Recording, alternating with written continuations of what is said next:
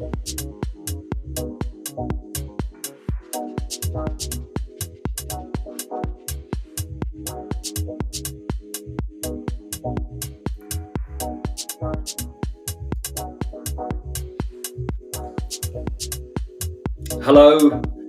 good afternoon, and welcome to the Sales Scoop. This is a weekly live show for tech business founders who want to improve how they sell. I'm Alistair Cole, your host for today. I'm a computer scientist and ex-software engineer with 2 decades experience in B2B sales and marketing. Every episode of this show, we tackle the hottest topics in sales and bring you the shiniest pearls of wisdom from experienced sellers, one of whom I'm delighted to say is our expert guest today, my co-founder, Kieran. Hello, mate. Good afternoon, Alistair. Hello, everyone. My name's Kieran. I've got two decades, I was going to say 2 years, but it's more than that. It's 2 decades worth of sales operations experience. I've worked in sales enablement, frontline sales, sales management across all different types of industries in B2B, mainly in technology and in banking. Thank you. And along with our co-founder, Douglas, who's our CTO, we are the Uplift Partnership. We accelerate sales for technology businesses. We're live now on LinkedIn. You can hit us up if you've got any questions about the show as we run through our 5 sales foundations for 2025. We're beginning of December now, my friend, a month away from the end of the year. Everybody be rushing to try and close those deals. And no doubt a lot of thoughts have been had, a lot of work's been done about next year. What would you, we're going to get into the 5 in a minute. What was the kind of feeling from your experience in a sales team, this kind of time of the year? What are people thinking about in the short term, medium term, and long term? What's happening early December in the sales world in B2B land? Oh, it's frantic. The early December is always frantic, no matter what size of company you're at. It depends on when your year end is, obviously. The companies that I worked for in corporate tended to have a year end of 31st of December. What didn't make it very festive if you were behind target. So this point could always be a bit frantic. You're trying to push those last deals over the line. However, realistically in sales, you should be always playing at least 1 quarter ahead, and not maybe even 2. So your sales for December should have been done probably in September. And now what you're really doing is getting everybody ready for that next quarter next year. You're looking at March 31st already. You're thinking, how am I going to get away to a flyer to make sure that next year I basically just get bonus? Yeah. Well, that's what today's show is about. It's about getting you set up or augmenting your strategic thinking for next year in terms of like our big 5 sales foundations. Very excited to get into these. We're just going to kick straight off. Time is short. We want to crack straight on. The first of our 5 sales foundations 2025 is buyer-centric strategies.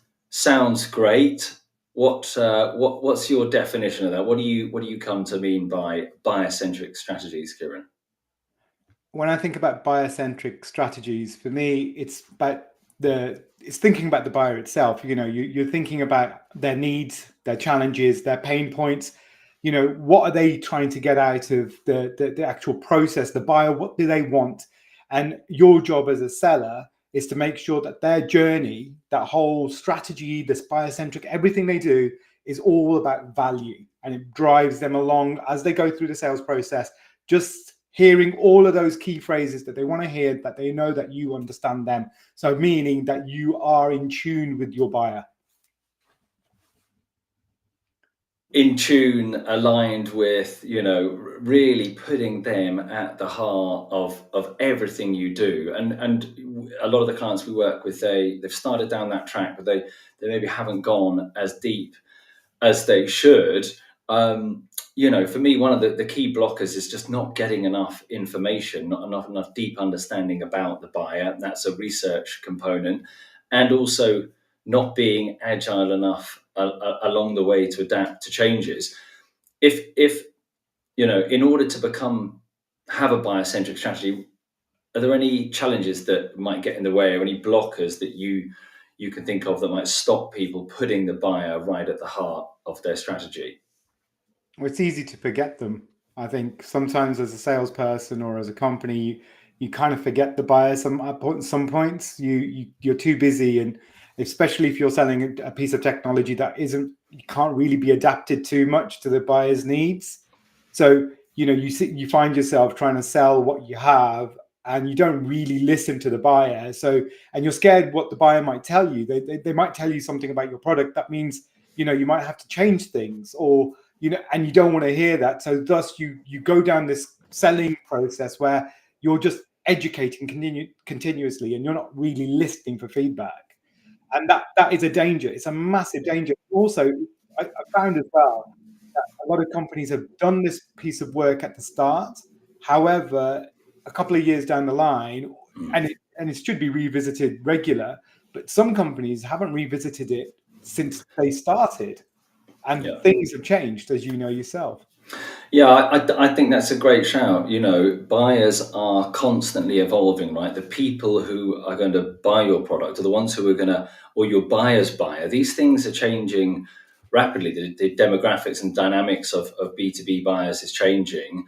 And you make a great point. If you haven't revisited your core definitions in the last year, the last couple of years, your value propositions, your ideal customer profile, the buying personas, buying journeys, if these bodies of work haven't been revisited and updated, then you're potentially at a disadvantage, because buyers are changing, the world is moving very fast, and we know that these kinds of definitions help. HubSpot reported 12 months ago that companies that had a strong ideal customer profile definition, right, they'd really spent time honing in on it, they were closing 68% more accounts than those with just an average ICP. So those definitions, absolutely critical to success. What tips would you give to people watching or listening about how they can go and get closer to buyers? What should they do, Kieran? Okay, so firstly, you must have a sales playbook, and that sales playbook should have your ICP and your buyer personas in there, so you can actually see. Then what you should do is realistically have a look at the last few clients you've won, probably the last year's worth of clients, and to see, are they still matching up? Are you seeing anything different? If you're the frontline salesperson yourself, or you're the founder seller, whichever way you look at it, are you still feeling that same thing, or is it out of tune? Because we know that the next generation of sales managers are coming in. The millennials are slowly pushing out the baby boomers, and these people buy differently. So your ICP a few years ago was perfect. It worked. Baby boomers bought in a certain way. They liked getting on the phone. They liked doing all of this. However, if you've got millennials that you're selling to, or even Gen Z, it might be that your selling process is slowly but surely turning into it's coming out of it's out of favor now. Yeah. No, all valid points. The sales having a killer sales playbook you talked about spending time immersing, observing, asking questions of them. I think making time to think about how you should engage with them is critical. And then you mentioned as well about getting feedback from buyers once you've got those initial definitions. So really important. Let's skip on to foundation number 2. This is hyper personalized prospecting, and the way that we like to think about this is about when we're in prospecting mode, in lead generation mode, that we're bringing something highly personalized, but also delightful, delicious, something that the buyer is going to be very excited about receiving, because it's not just personalized, but it's high value as well. What do you think of, or what's your experience in the last 12 months around hyper-personalized prospecting? What's best in class, Kieran? What should people be doing next year? I think best in class is that you should be concentrating on your ICPs, your buyers, and really understanding when you say hyper personalized. There's a lot of different versions of what people think hyper personalized is. Just using the name of the client and their company name and the country they come from doesn't make your email hyper personalized. All it is that you've used a couple of points and you've tried to make it resonate with them by using their name in the subject line header or something like this.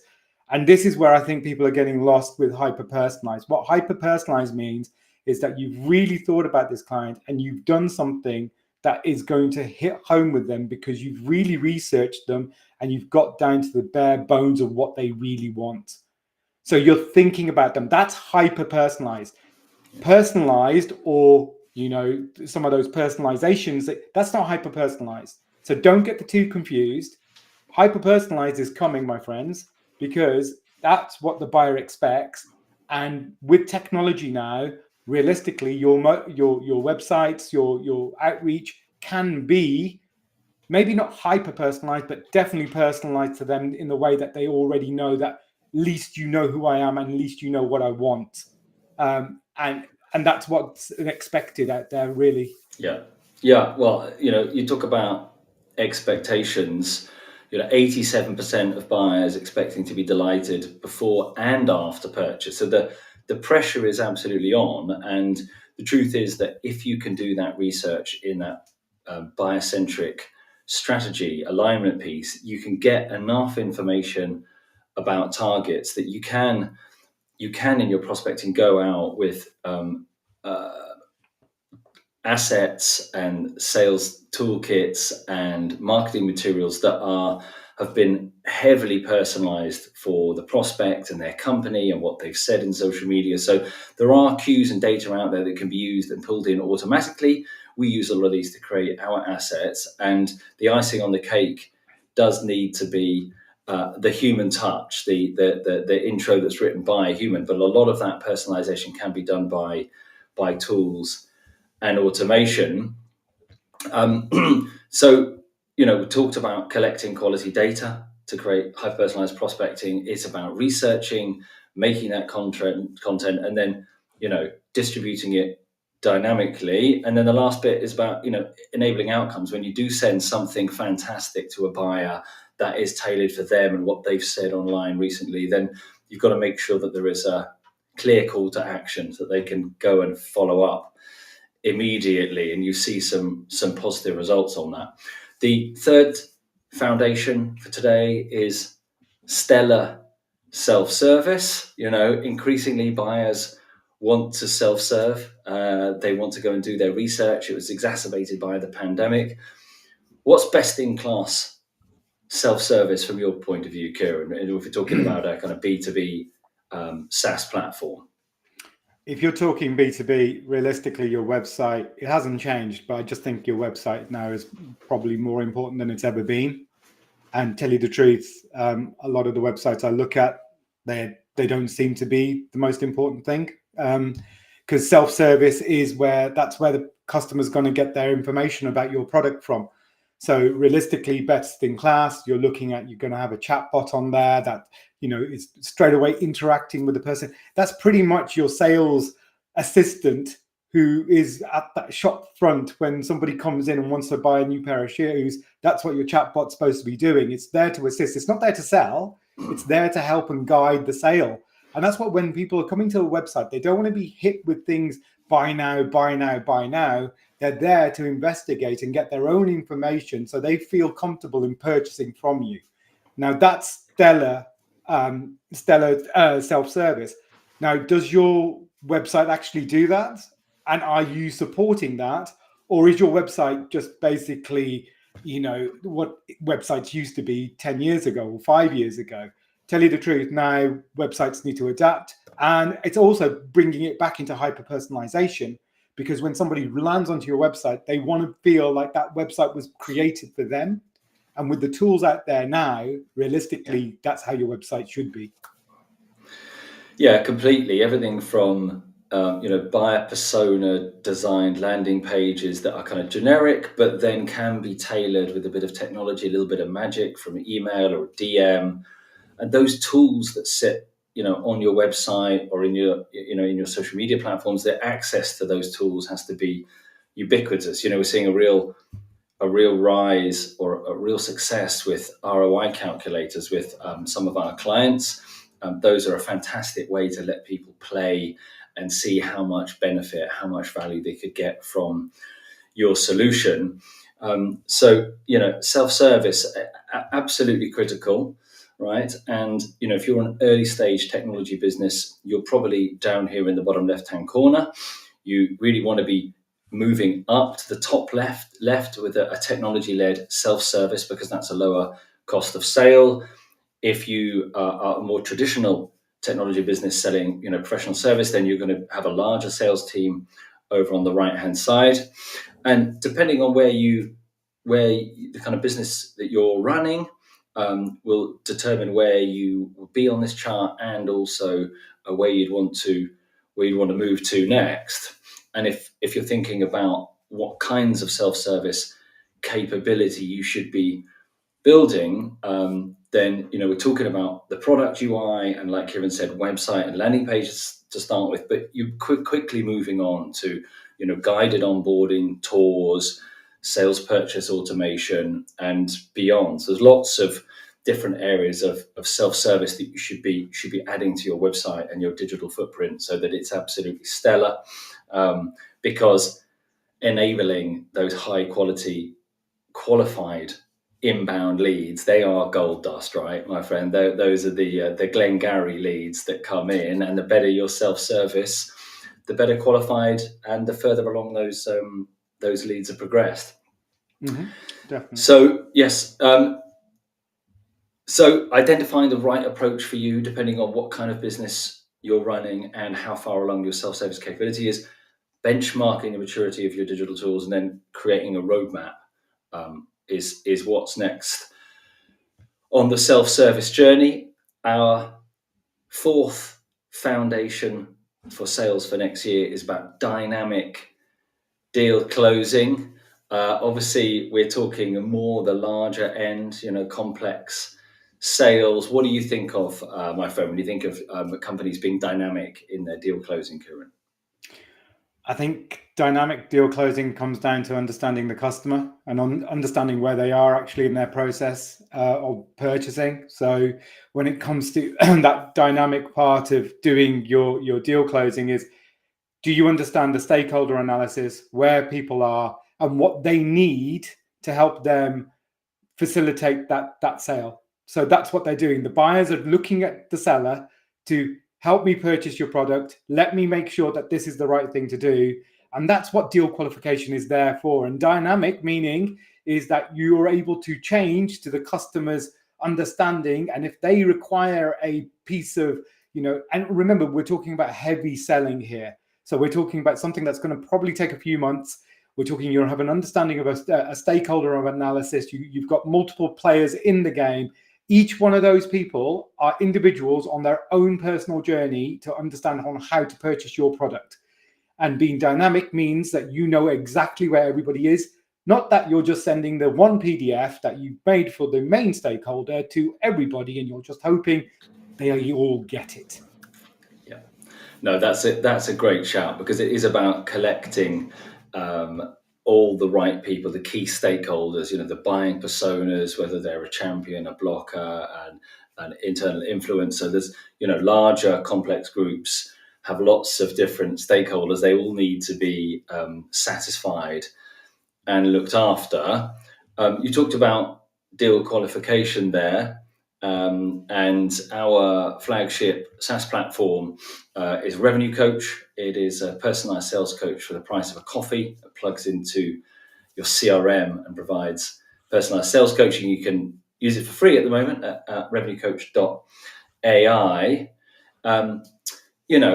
Ultimately, when people think about sales, they think about, a deal being done, which is the icing on the cake after weeks or often months worth of work. What would you, if you had a piece of advice for watchers or listeners, Kieran, what one thing should founder sellers be bringing to the table in order to close that deal? What is the one thing most likely to help close a deal? Don't be afraid that if the actual, be patient. That's the one thing I would always say. I think what happens with a lot of newer sellers and also people who are founder sellers, because there's a lot of pressure financially sometimes. Sometimes you need to be brave to just be able to stay the course, because what you're finding out there currently in the economics out there, working with larger customers who are taking longer to actually purchase your actual goods, is that people are getting quite scared and trying to they pull out of the actual deal quicker than they should do. So actually, to start the sales process, I think you need more deals in there. And the other thing to do is be patient and help the customer qualify themselves and also understand who you are, because trust comes into this all the way through. So thinking about dynamic, think about all those assets that you need to help you to sell, but don't, just because they don't close in your schedule and you're saying they need to close by Q1, that doesn't mean that deal's over. It just means that you need to probably use a different tactic to move them to the next phase. And that's where a playbook comes into place, because your playbook can have different tactics in there to help you move to the next phase. Yeah, great shout. I mean, going the distance, right? Trying to stick around is absolutely key, because these things take a long time. You talked about knowing yourself, and I think being human is a really key bit of closing deals. They've got to be qualified more thoroughly. Revenue Coach can help with that, and demonstrating value is also really important. HBR published something 12 months ago that showed that when clear value was demonstrated, that those businesses were closing, or there was a 30% higher likelihood of a good quality deal. So value affirmation, right, reminding buyers of the value and demonstrating the value is a huge driver of new revenue. Number 4 is dynamic deal closing. The fifth and final foundation for next year, from a sales point of view, is having progressive sales processes, right? Thinking about what you can do differently, how you can adapt. And, this is a team sport, really, isn't it? This is about having the kind of culture inside your business that you're able to look at new things, new approaches, new practices. Any guidance, Kieran, about where should somebody start if they're thinking about, have I got the right sales process in place?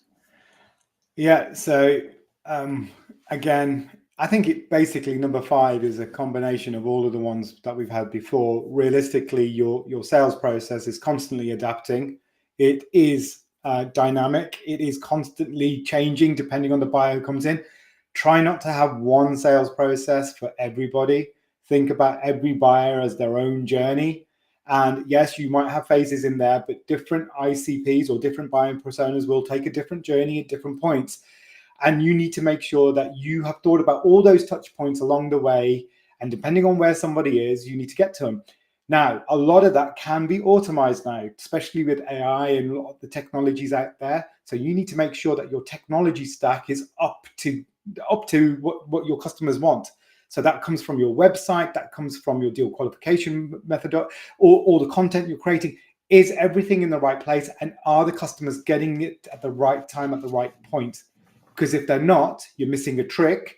And the chances are that your competition is doing that. And that's probably one of the reasons why your deals aren't closing.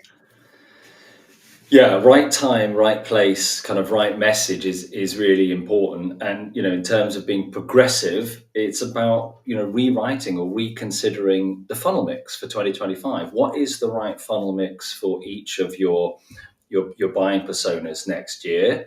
One of the key metrics that you hold me to is the number of sales actions that we need to execute each month, which is a whopping 618, although a lot of that is automated, which is great. But what's your number, right? For people watching and listening, what calculations have you done to work out how many sales actions do you need to be taking a month to push your buyers through that funnel and result in hitting the target that you need to hit to grow your business next year? If you're thinking about how you might get started about assessing whether you've got the right sales process and the right approach, you could take our 360-degree sales diagnostic product, which we use with all of our clients, big or small. And that's a great way to see what kind of level of sales practice you've got, everything from ad hoc all the way through to super dynamic. So in terms of that fifth foundation, progressive sales processes, it's about analyzing your end-to-end process, performing a gap analysis, and then boldly implementing changes. No point coming up with the ideas if you don't implement quickly and boldly, and observing and reflecting on the results.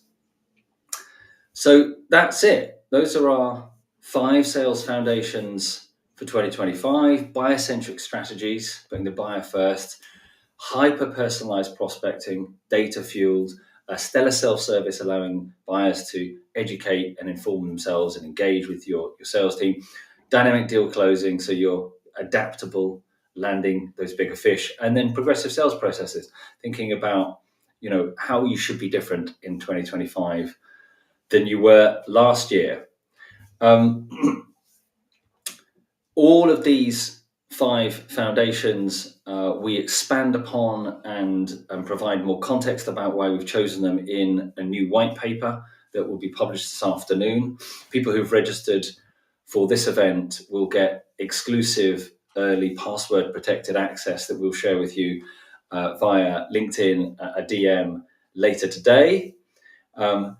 The bad news for the Sales Scoop is that this is the last show of this year. The good news is that we are back online, back live on Tuesday, the 14th of January next year for a big show on how AI is changing B2B sales, what you need to know today.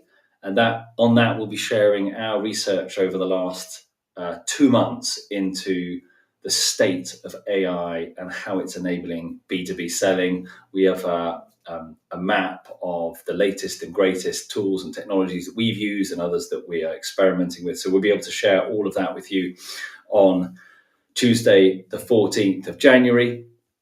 If you're interested in any of our other live shows, you can head over to thesalescoop.com and watch back on repeat any of the last 30 plus shows that Kieran and I have put on together, and a couple where we've interviewed a couple of guests. Well, Kieran, my friend, we're a couple of minutes out. Before we wrap up for the day, what are you excited about in terms of the world of sales next year? Obviously, we've got our 5 sales foundations. We're going to be following those, helping our clients with those. Is there anything else out there that you're excited about for next year, my friend? I think next year, realistically, the next dimension of selling is going to be realistically these video avatars that are now getting to the point that that's where this is going to be going, that you're going to be sending out cold call video made by an avatar that is speaking directly to your key clients. It won't be dynamic at this moment in time, but there's a lot of companies out there that are going to be bringing this to be dynamic. So for smaller companies who haven't got large sales teams, suddenly they'll be able to scale because they'll have the expertise or the sales team then behind them to do all this personalized outreach at volume. So that's going to be the most exciting thing. I can't wait to start getting into that and, figuring out how to use all this great new technology that's coming out that way. Yeah, that's really exciting, isn't it? I think there's a moment in culture when people start to accept that they're okay receiving that kind of content, and until that happens, people are always a little bit cagey about it. But we've seen with like Notepad, LM, and other kind of automated ways that new high quality personalized content is being produced, that avatars, video sales messages are going to be really big, whether that's us being cloned or somebody separate. And at the same time, I think as we bring in more and more of that technology, there's an even greater place, or even more high value place for, human one-on-one connections, in real life, balancing the technology. So yeah, lots of exciting stuff. We'll be covering a lot of it on the show next year. That's 12:30. All there is for us to do is, for me, is to say thank you very much for being our expert today, Kieran, and for all your amazing contributions over the entirety of 2024. It's been an absolute pleasure, my friend.